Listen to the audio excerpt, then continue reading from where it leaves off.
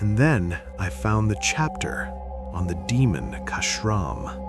The text described Kashram as a demon who accompanies the sorcerer like a shadow. He executes commands without question and teaches forbidden arts. The summoning method appeared deceptively simple and clear. I decided right then that he would be the first entity I pulled from the void. Kashram was listed as a powerful Ifrit, one who grants a ring of absolute obedience. He was the loyal servant to a high-ranking queen of the underworld. The ritual required 3 days of isolation in a high altitude.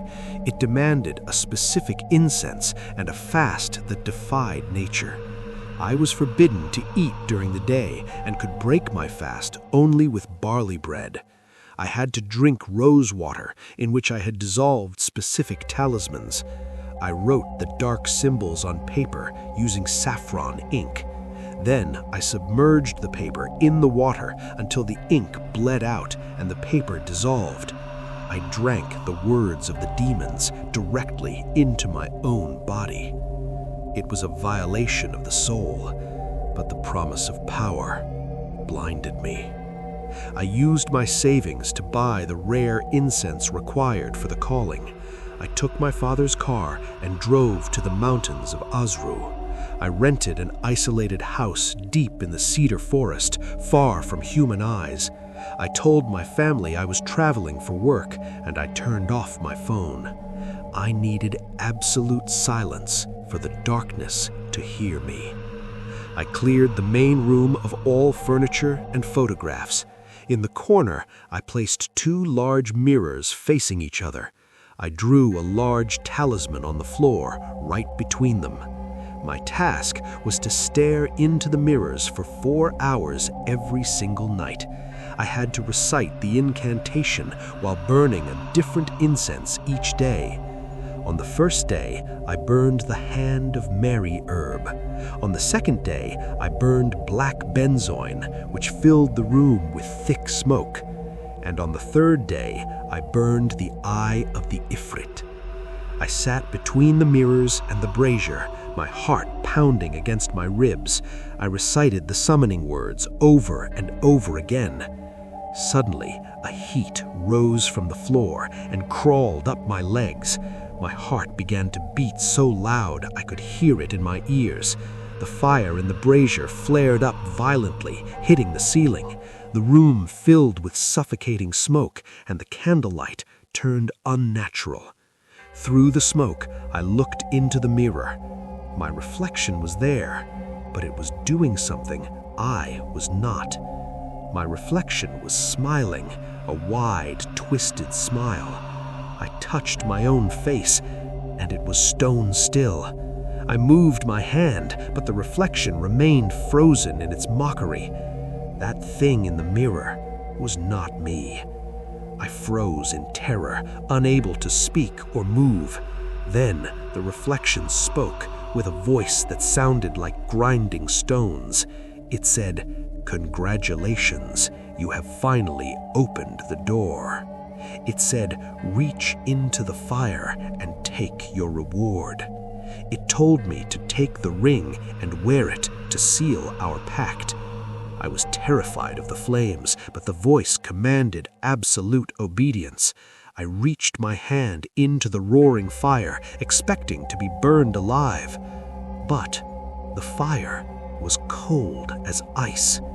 I pulled out a ring made of silver and gold with a black stone in the center. I put it on my finger and looked back at the mirror. My reflection was gone. I felt a heavy breathing behind me, and the temperature dropped. I turned around slowly and saw a massive black dog with eyes like burning coals. It stared at me with an intelligence that was ancient and evil. The beast spoke and said, "I am Kashram, and I am at your service." It promised to bring me secrets and fulfill my desires. It told me it could whisper the secrets of men right into my ear. I returned to the city. But I was no longer the same man. A foul smell began to emanate from my body, like rotting meat. No matter how much I bathed or scrubbed, the scent of death remained. I had to wear heavy perfumes just to mask the stench of the pact I had made. I opened a website called The Spiritual Sheikh, and success flooded in. Kashram brought me wealthy clients from all over the country. I became rich beyond my wildest dreams, buying land and cars. I thought I had won the game of life. But one day, I received a call from a client named Hamid. Hamid was a wealthy gold merchant from Casablanca. He told me he had a business proposition that would drown us in money. He came to my house and sat in my office, his eyes full of greed. He pulled a piece of old leather from his jacket. It was a map drawn on skin that looked disturbingly human. He told me it was a map to a buried treasure of immense value. The treasure contained ancient gold coins and raw rubies worth millions. But as I read the map, I saw the warning written in blood-red ink.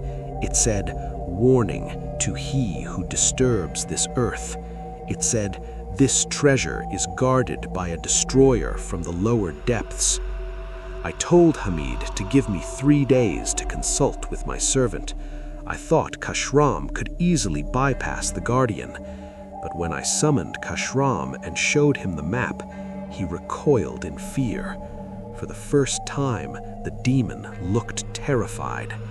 He told me the guardian of this treasure was not a simple spirit. He said the treasure was sealed by a Jewish blood magic ritual. A human sacrifice had been made to bind a legion of demons to the gold. Kashram said he could not defeat the Guardian. He said there was only one entity powerful enough to open this door. He looked at me with his red eyes and whispered a name that froze the room. He said, "The only one who can open this door is the Red Queen." He said, "Her name is Layla, the daughter of the Red King."